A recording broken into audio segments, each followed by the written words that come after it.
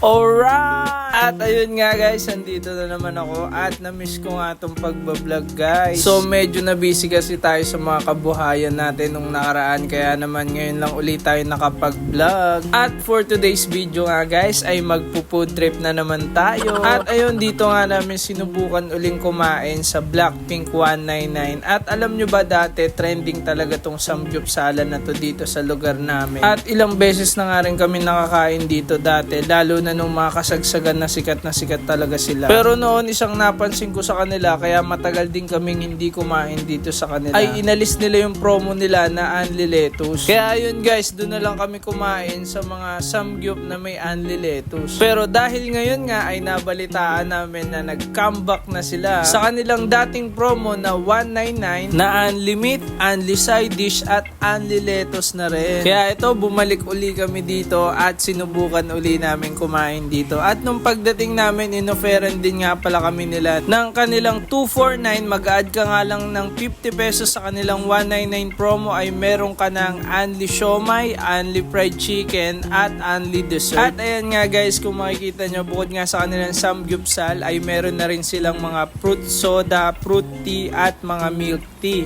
So kung ganyan ang mga gusto nyo na refreshment, pwede rin kayo mag-order sa kanila. At ayan nga guys, dumating na yung ating order at ayan nga, Only Meat na nga yan at Only Side Dish na rin, Only Lettuce na rin guys. Kung gusto nyo naman magkanin, Only Rice din sila guys. At ito guys, yung mga side dish nila, meron silang sweet banana, meron silang kimchi syempre, at meron din silang cheese. At by the way guys, kung gusto nyo pala ng Only Cheese, mag-a-add lang kayo ng 50 pesos kada tao. So ito, meron din silang kamote at napakasarap nitong kamote na to. Ito yung pinaka-favorite ko dyan. Tapos ito naman yung Wangshun siya. Basta yun, yan yung Korean sauce. At ito naman guys, yung fish cake. At masarap din yan guys, yung fish cake nila dito.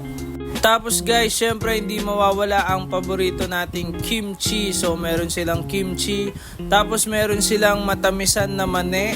So masarap din yan guys. Tapos ito naman guys ay labanos guys na may konting timpla at suka. Tapos meron din sila nitong pipino guys na medyo maasim ang pagkakatimpla dyan. At ito nga yung isang only nila dito sa bago nilang promo, ang siomai nila. Pork siomai po yan guys. Tapos meron kang kasamang chili sauce saka soy sauce. At ito pa nga guys, ang isang bago sa only nila, yung fried chicken na medyo sunog.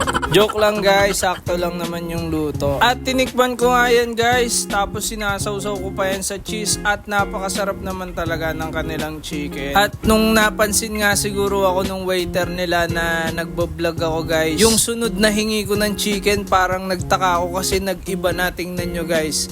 So ayan, may breading na siya, tas naka-plating pa ng maayos, may lettuce pa. Iba talaga kapag vlogger siguro guys, no? Pero syempre guys, biro lang yon. At ito guys, yung ating gustong gusto, yung lettuce. At yan guys, dito only na talaga yan guys. Tapos ito na guys, yung kanilang sineserve na pork dito guys. So iba-ibang flavor yan. Ito spicy. Tapos ito guys, ayan, spicy uli.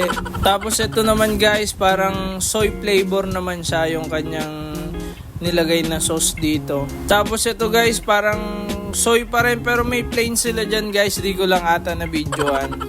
Tapos ito guys, may binigay din silang papri nila na gelatin. So ito yung dessert nila. So masarap naman yung lasa guys. Tapos syempre meron tayong juice. At hindi po free yan guys, bibili kayo nyan. Kaya ayan guys, tamang food trip na naman ng mga biik. So ano pang hinihintay mo? Huwag ka nang lumayo dahil dito lang yan sa Malagasan kung saan laging traffic. Kaya pumunta na kayo dito guys para mag food trip kasama ng inyong barkada at pamilya. So salamat guys sa panonood nyo sa video na to. Laging umite para laging alright!